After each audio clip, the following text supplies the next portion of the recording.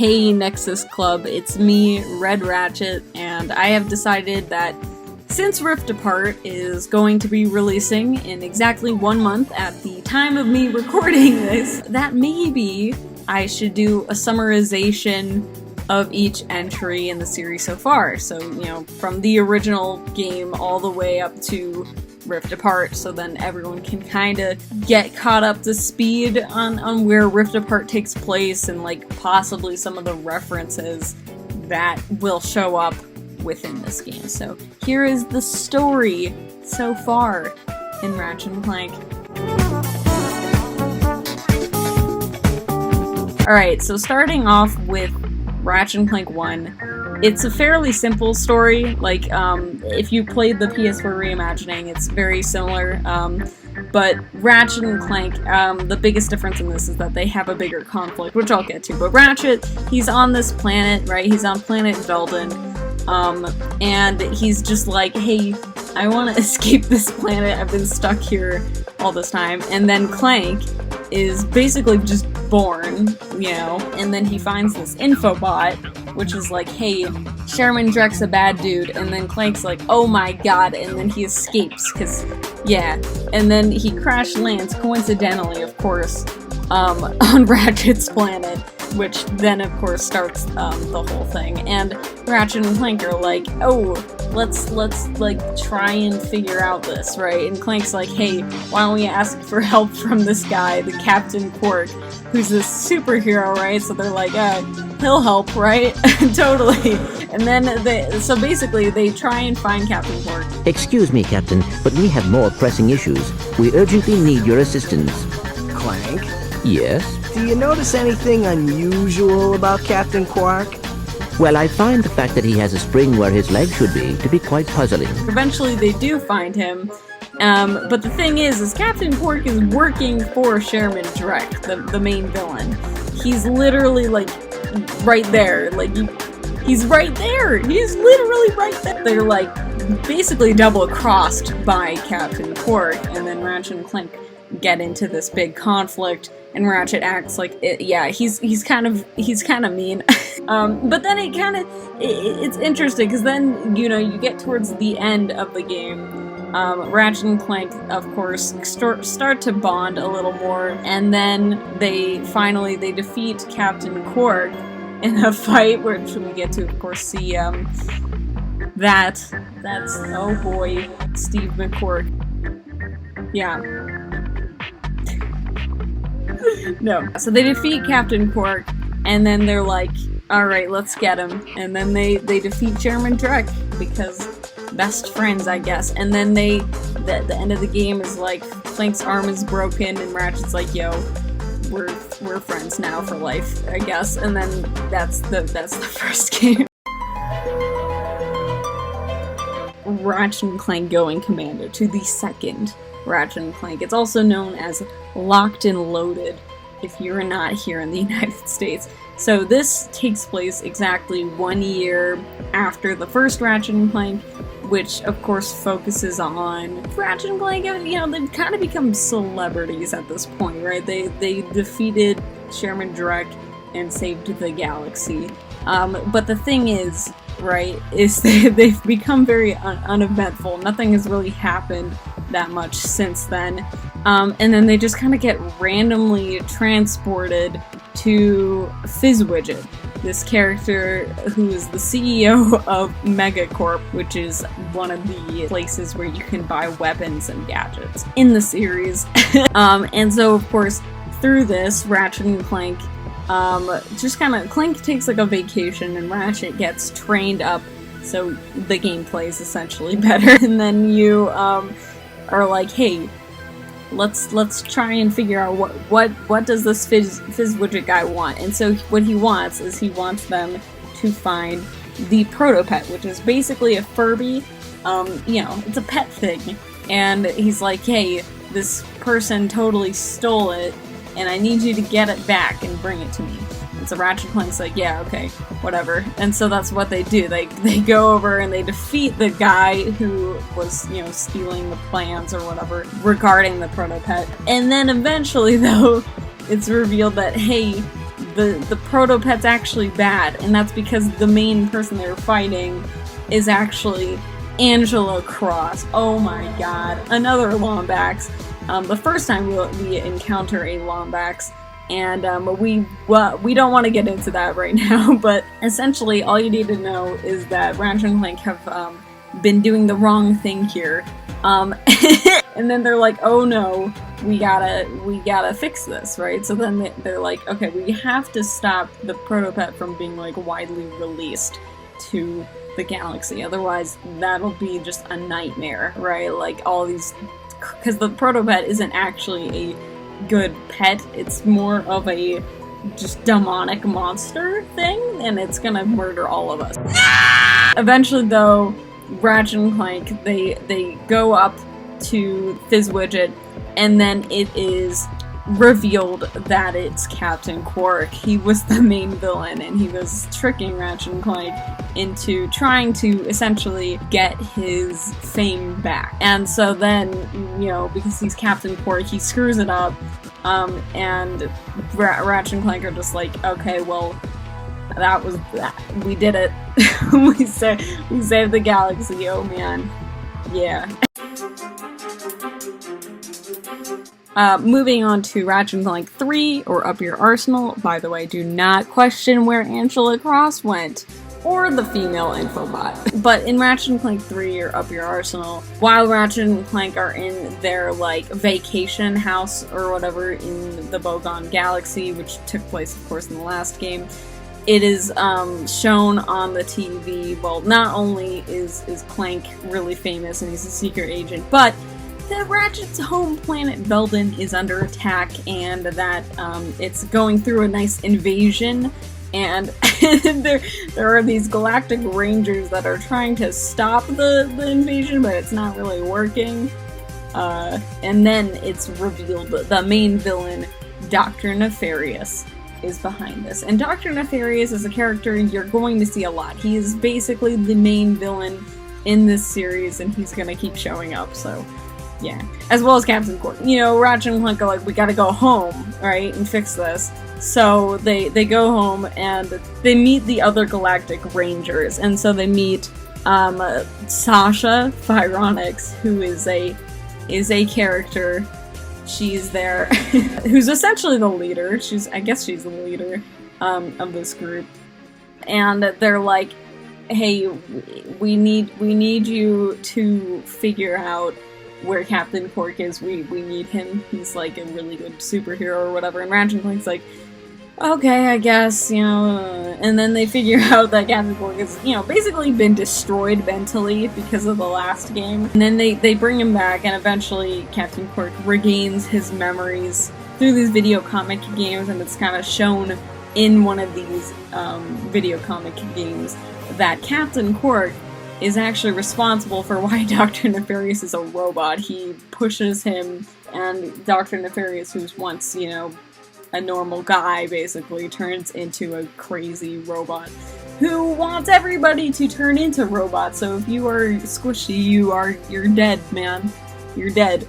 So yeah, so his whole plan is to use this thing, the Bio-Obliterator, which will essentially, again, just turn every organic life form into a robot, which is sang beautifully by Courtney Gears. Not Britney Spears, guys, Courtney Gears. People, it's Courtney Gears. This goes out to all you robots across the galaxy. It's time for you and me to rise up and strike back. Don't stop until we dominate. Won't you feel great when we exterminate all organic life? Yeah. And then throughout all of this, eventually, though, Ratchet and Clank, they go through this, and Captain Quark is presumed to be dead. He literally dies, but he actually doesn't die, so that's interesting. Clank also gets replaced by Clunk, because he gets kidnapped by Dr. Nefarious, and that is something. Oh boy.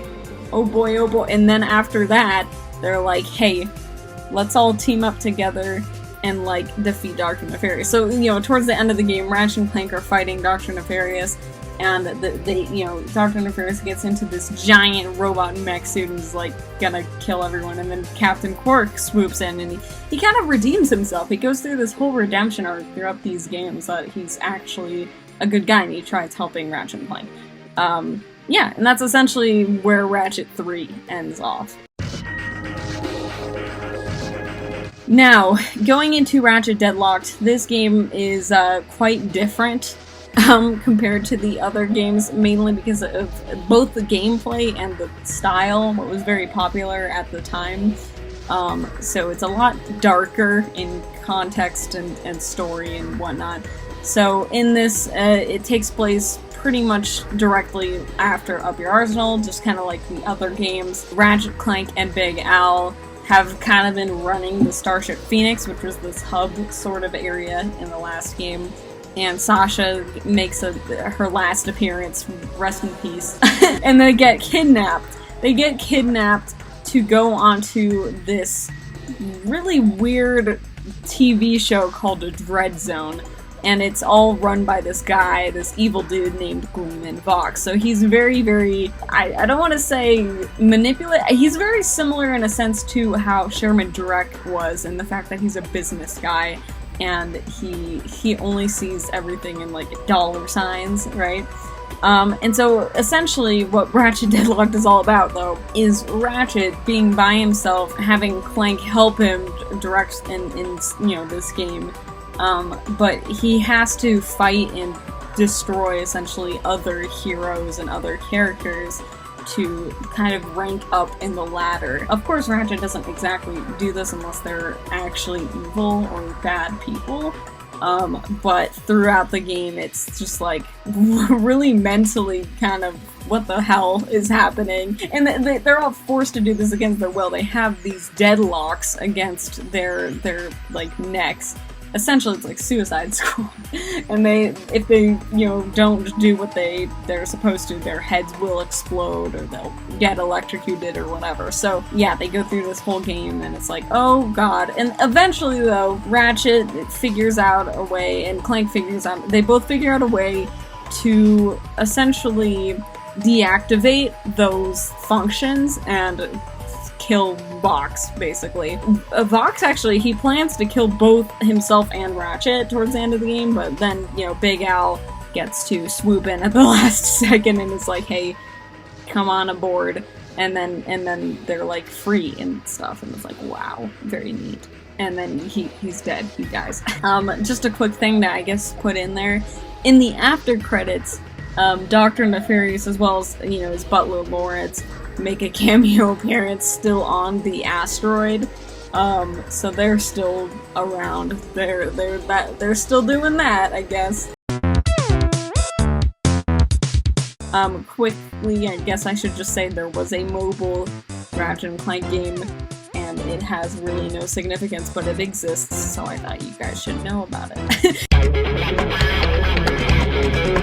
The next Ratchet and Clank game is Ratchet and Clank Size Matters. I know it's kind of debated on whether or not this game is canon. I'm just gonna say it is at this point, but, you never know, I guess. But Ratchet and Clank Size Matters, first off, is one of the few Ratchet and Clank games that is not developed by Insomniac.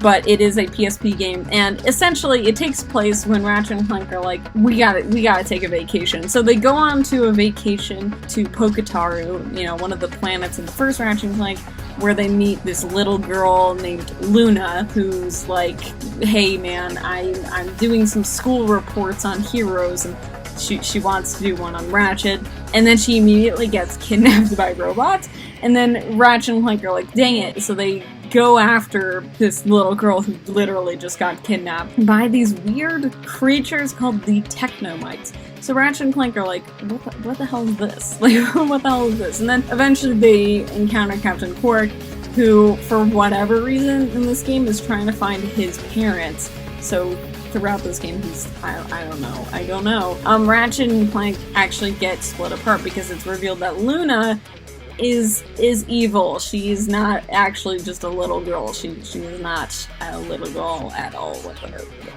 She's not a little girl, okay? That's all I'm trying to say. She's not a little girl. And so Ratchet and Clank get split apart, and so Ratchet is kidnapped, and Clank is left as junk in one of the planets. And then Clank basically fights his way back, and Ratchet goes through essentially a bunch of nightmarish sections. Like, what the? Oh my god! Like, he's not having a good time. And then Clank eventually has him wake up, and they're like, we gotta get them. Let's go get them. And then, you know, they realize that Luna is a robot, and the thing is though, is she's a robot that's been controlled by these technomites. Ratchet shrinks himself down and goes into Clank because Clank gets like a virus within all of these technomites that are, you know, so tiny, so he shrinks himself down to get rid of these technomites. Basically, this game is just, it's very weird, and it ends with the main villain named Otto fighting Ratchet and Clank are like, whatever, and Cork being stupid for some reason, like extra dumb, like in an extra dumb way. I don't even know, man. So anyways. Let me tell you how it all went down. The next one, I may as well mention Secret Agent Clank, which is another Ratchet and Clank game. Are you surprised? I'm not surprised.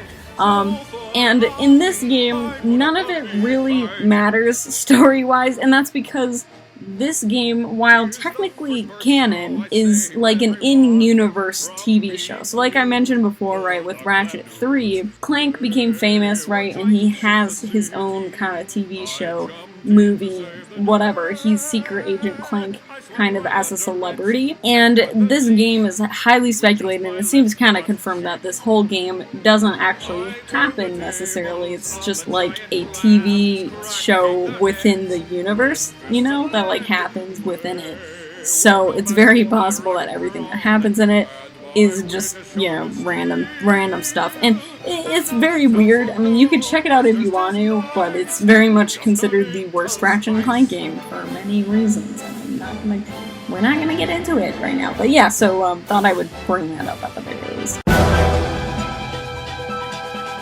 The next game, of course, we have Tools of Destruction. So this game begins with Ratchet and Clank on Metropolis, you know, an extremely well-known planet in the series, and they get a distress call from Captain Quirk being like, hey, there are these commandos, and they are, help me, please. And then Ratchet and Clank go through this really great intro section, one of my favorite things in like any games, like one of my favorite intro sequences, I guess, in any games.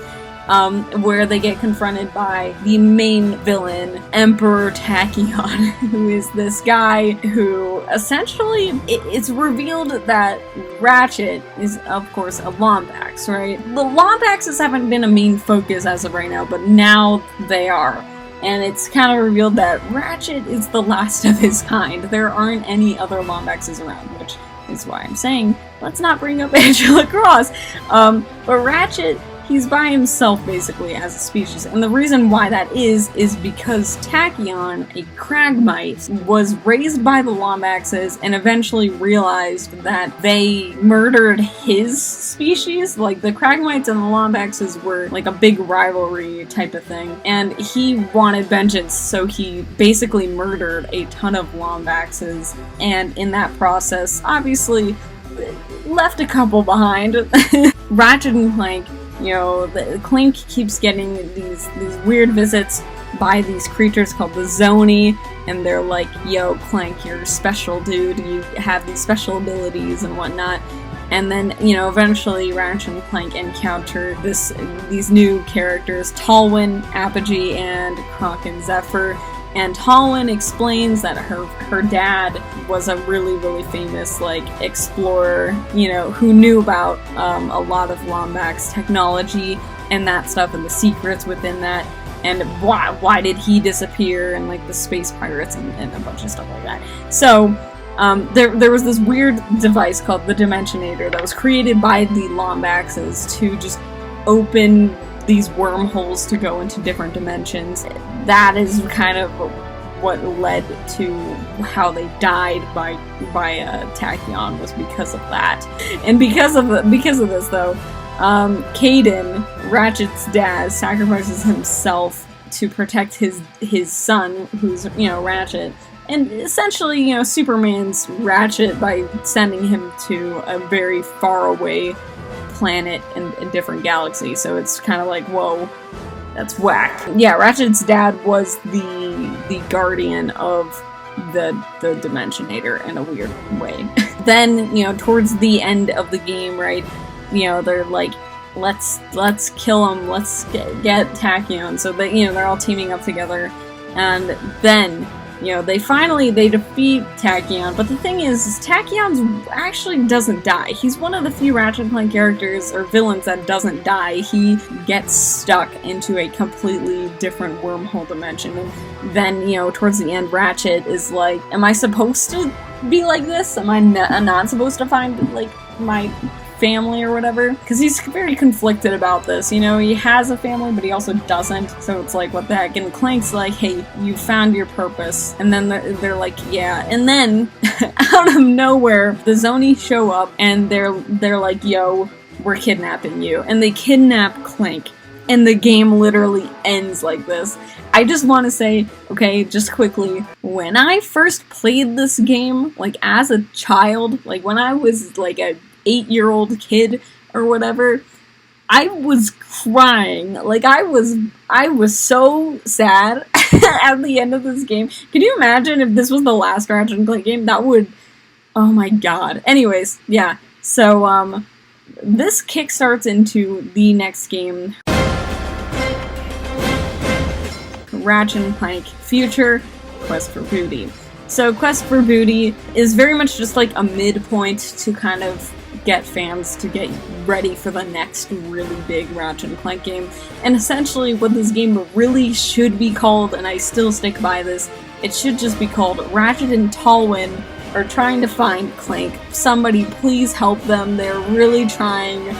Where is he? Where did he go? And that's basically what the game is. It's just this very short Ratchet & Clank experience of Ratchet and Tallwin looking for Clank. So they use the supercomputer, which was in the last game, that kind of told Ratchet about, oh, hey, you're a Lombax and blah blah blah. That the big way of how they could find Clank is by finding Captain Darkwater, who's a space pirate, which, you know, they were also very well known in the last couple games, which, by the way, may as well mention now. Yeah, Captain Slag and Rusty Pete are these pirate characters that show up pretty frequently within the games, kind of.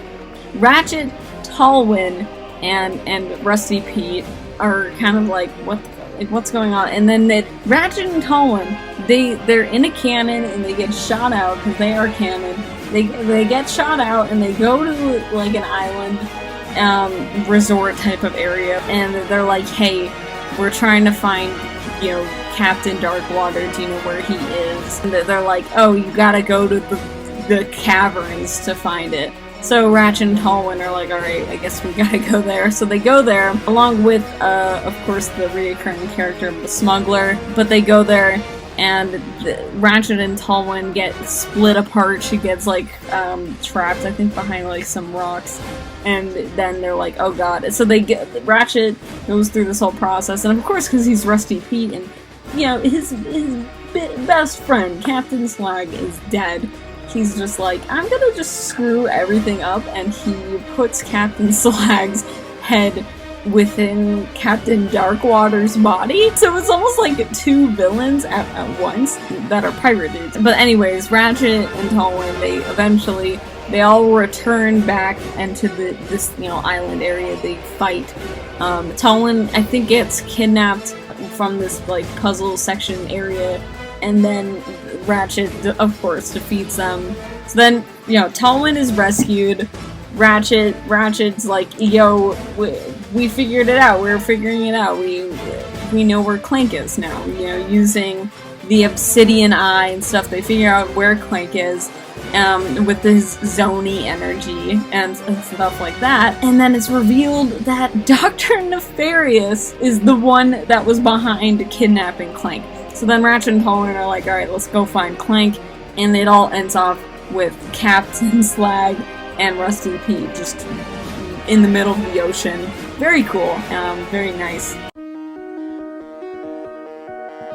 A Crack in Time. Ratchet Clank Future, A Crack in Time. So this game, of course, takes place following the events after Quest for Booty.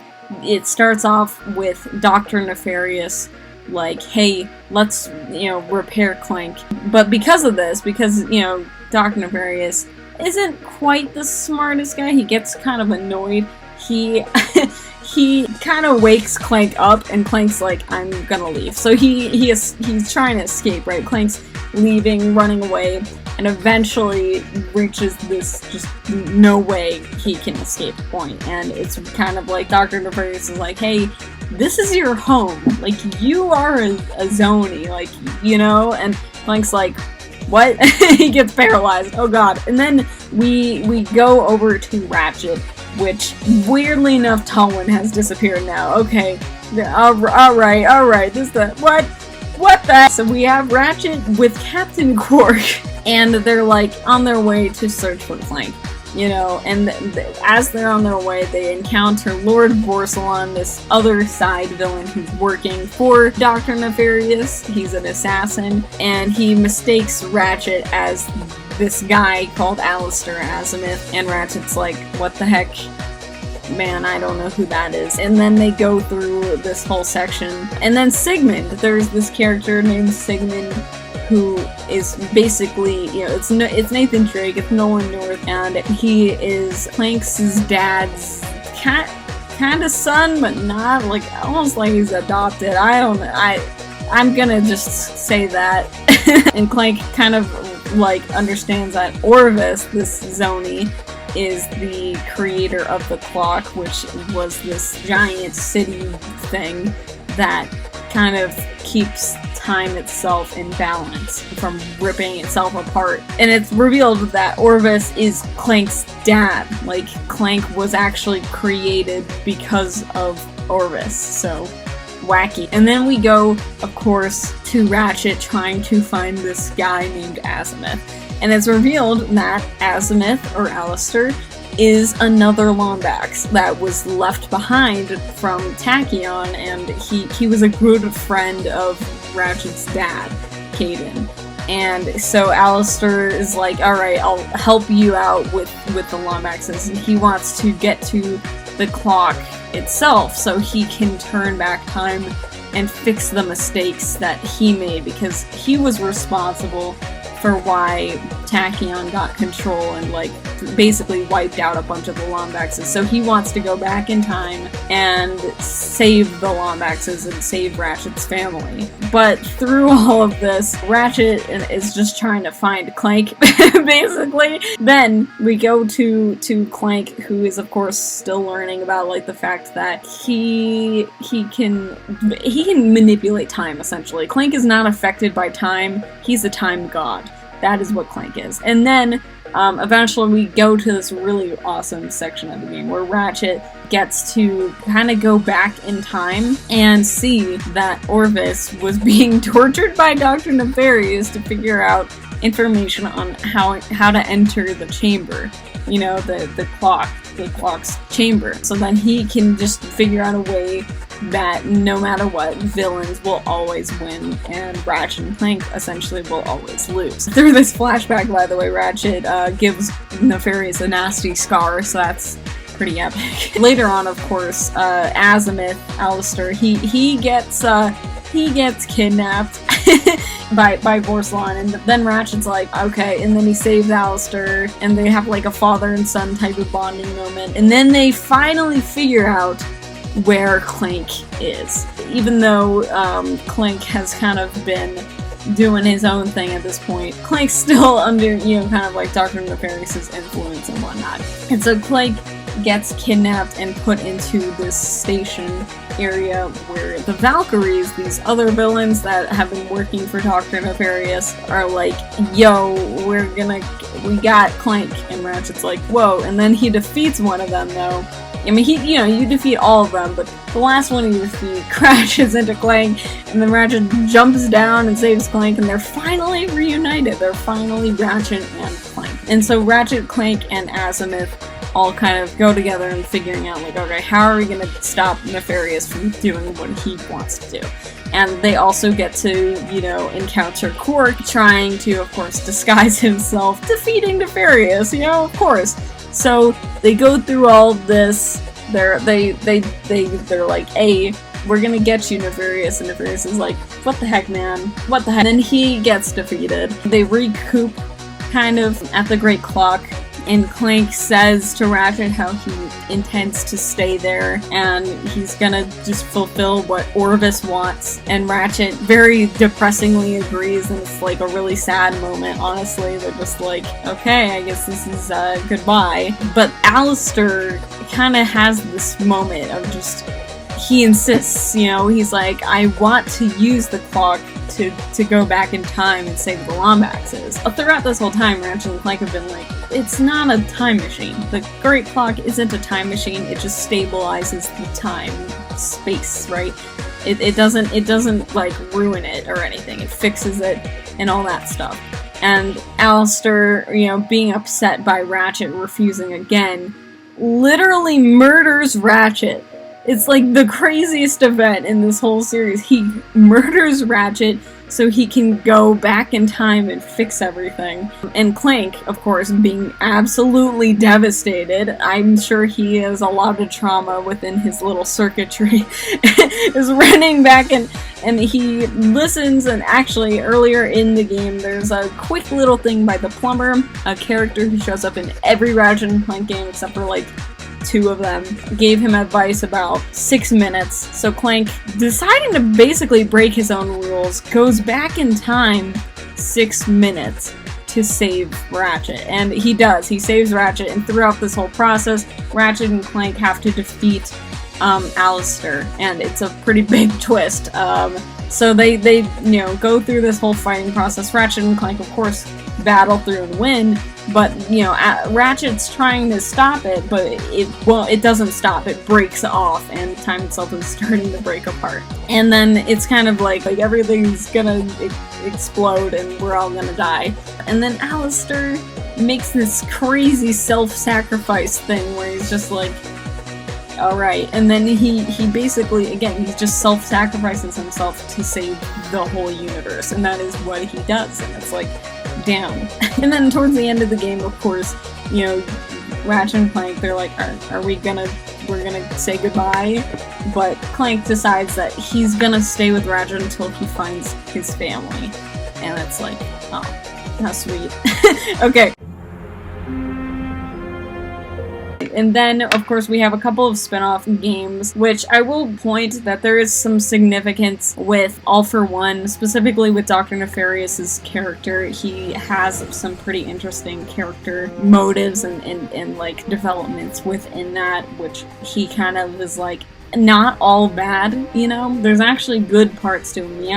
You can see the soft side to his character, and he's actually kind of not really wanting to be a 100% villain anymore, really. He isn't exactly all about that. So that's like the main thing that's important about All for One. And then there's Full Frontal Assault, which is, just kind of a small tower defense Ratchet and Clank game that doesn't really have any impact on story or anything, to be honest. And then we have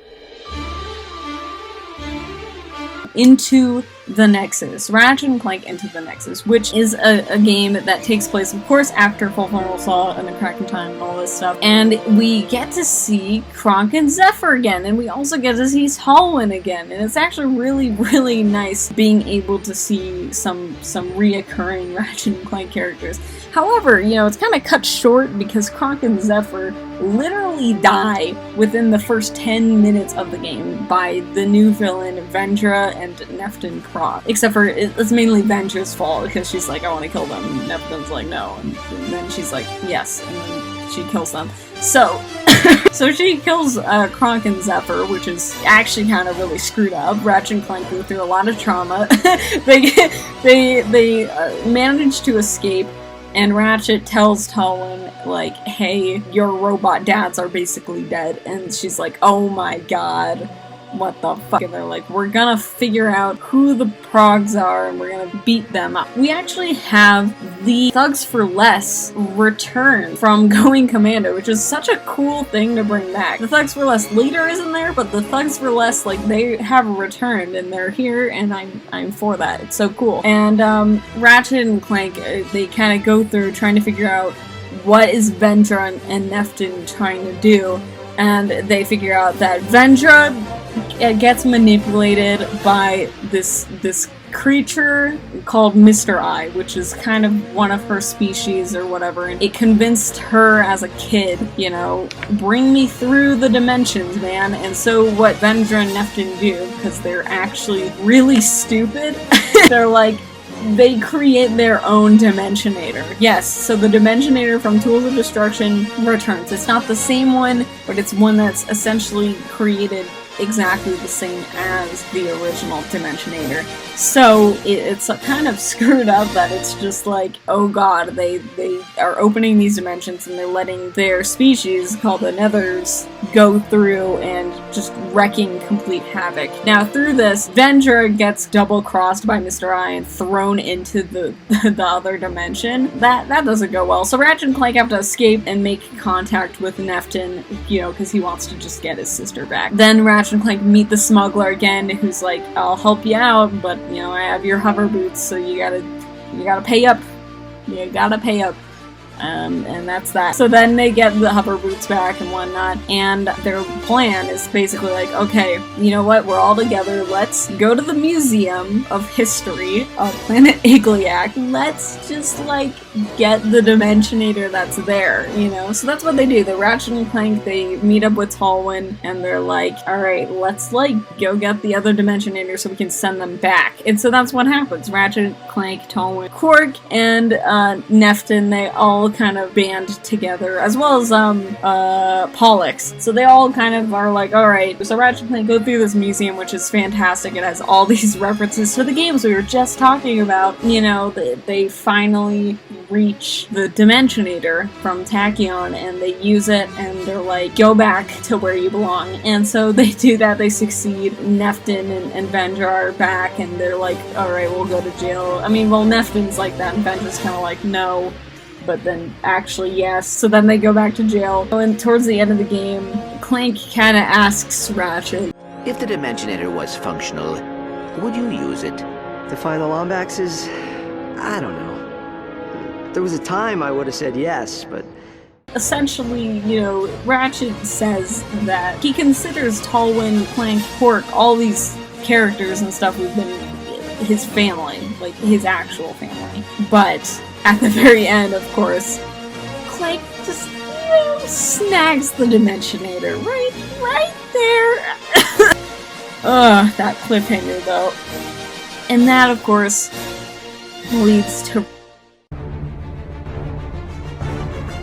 Rift Apart. So Rift Apart is a game that's taking place after Into the Nexus.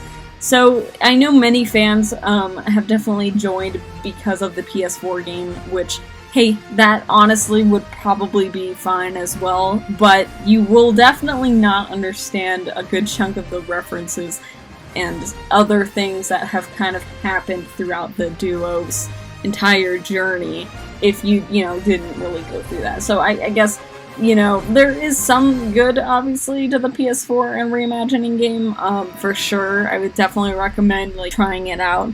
But a lot of the stuff that, at least it seems to be, Rift Apart is gonna be taking place after Into the Nexus. And it's not gonna be, like, a 100% like connected game like how Tools of Destruction and A Crack in Time really were. It's gonna be more like Tools of Destruction in the sense that, like, you could probably play that game by its own and be fine, and Rift Apart, probably you'll be okay playing it by itself as well. But you're gonna feel really cool seeing a bunch of these characters and planets and tons of other weird references if you did go through at least this video, maybe. Maybe you'll get a better understanding of some really weird random information. And that's why it's so crazy big with this new Rivet character, it's because it's another Lombax, and the only times that has happened is weird instances, really.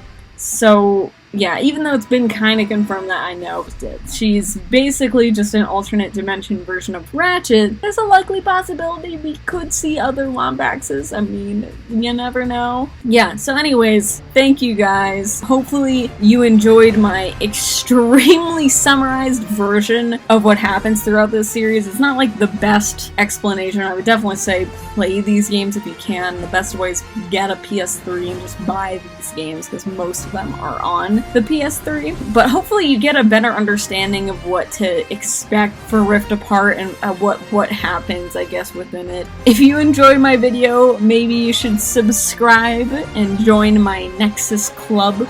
We have a lot of random Ratchet and Clank knowledge, you know, we're really cool that way. Thanks guys, and I'll see you in the next video.